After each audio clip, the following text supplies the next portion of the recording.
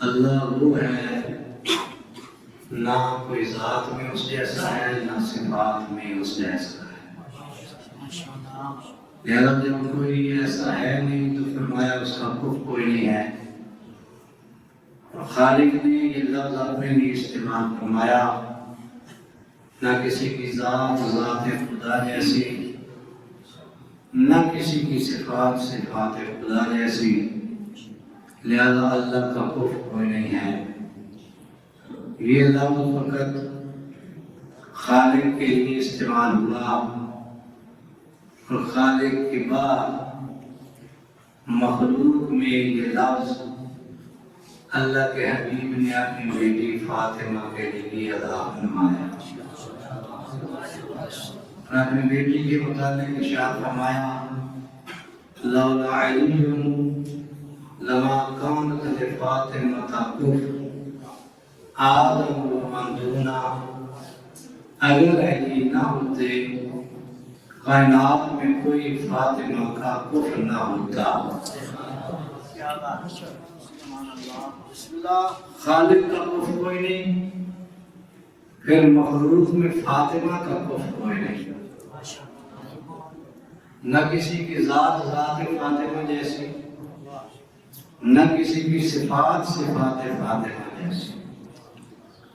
اور ہو سکتا ہے کسی کے ذہن میں یہ آتا کہ نبی فقط دنیا کے لوگوں امت کے افراد کے لیے کہہ رہے ہوں گے کہ اگر علی نہ ہوتے کوئی اس امت میں فاطمہ کا کفر نہ ہوتا۔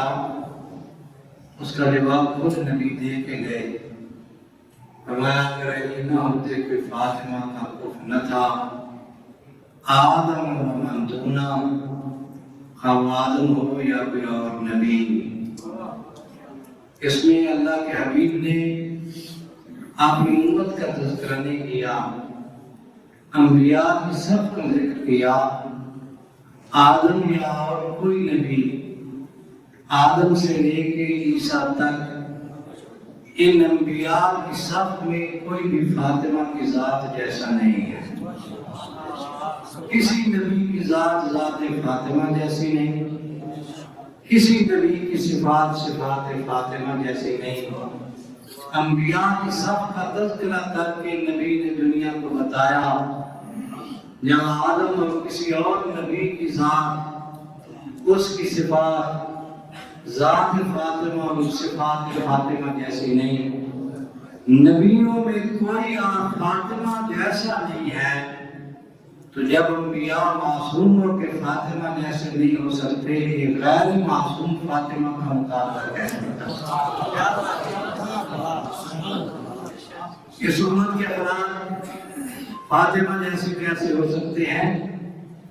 کائنات میں نبی بابا ہے فاطمہ کی، مصطفیٰ کے بعد اگر کوئی فاطمہ جیسا ہے تو فقط ایک ہے، جس کا نام علی ابن ابی طالب۔